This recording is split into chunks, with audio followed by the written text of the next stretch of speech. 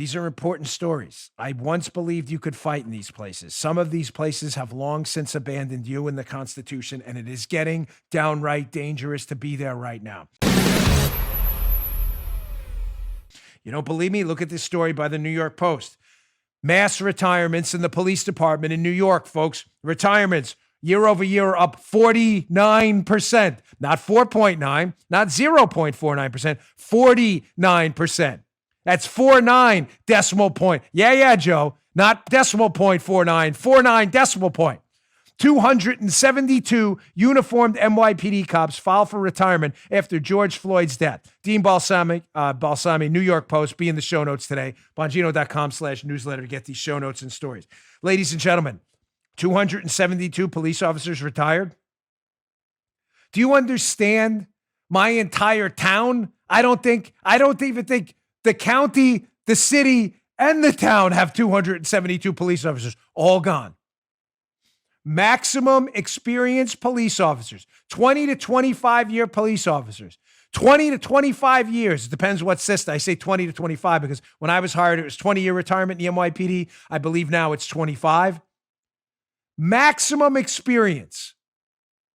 Know the streets, know the people, handling crime, identifying criminality, stopping crime on the streets, knowing where the drug hotspots are. All gone. All gone. 272 of New York's finest who probably could have stayed another 1 or 2 years. The best of the best. They've been around a while. They know their stuff. Gone. All gone. Now, you may say, well, we can bring in fresh, young recruits. That's great. Really? Good luck with that. You can't have it both ways, ladies and gentlemen, when you're burning the candle at both ends. At one end, you're burning the candle of retirements. Experienced officers are done dealing with these politicians in New York who don't respect the police officers or law and order. And then on the other end, you're telling the public, if you're Bill de Blasio, you're entertaining ideas like defunding the police, crapping on the cops at every single opportunity. You think that's a job pitch? How should you put that on a recruiting person? How does that sound, Joe? Come on to NYPD. We'll pay you $35,000 a year. We'll crap on you all day in public, put you in danger, and never back you up if you're in a use of force incident. Thumbs up. Join today. Good luck with that Not one. good. No, not very good. Not very good for recruiting. Not very bad. Thumbs down on that one. Now, So retirements are up 49%. Probably having a tough time getting quality recruits. Here's a tweet from the PBA, the Patrolmen's Benevolent Association, which represents upwards of probably 15, 20,000 New York City police officers. It's kind of a union. It's not really a union by law, but they do defend their police officers. Here's an interesting tweet from them. In case you think, well, people are retiring, this isn't having any real world ramifications. Dan, you're just exaggerating. Are we really?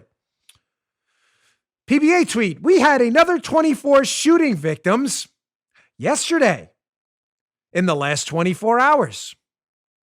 17 shootings with 24 victims. That makes 59 shootings with 89 victims for the week as of this morning. Well, let's put those numbers in context. That sounds like a lot of shootings and a lot of victims. That's because it is. Shootings are up 42% year over year. So not only are you losing cops, you're now having criminals who fear nothing because they know we're in, again, tying this back to story number one, they know we're still in a PR war that thankfully hasn't turned into a hot street war yet. But as that criminality starts to come to the front doors of more and more people who are going to defend their families and your homes, ladies and gentlemen, you do not want to be in a Charlie Bronson death wish scenario here. That's chaos. That's not civilization. The left is doing this. The Democrats are doing this. The leftist radical leaders are doing this. You keep voting for it. God forbid it comes to your front door.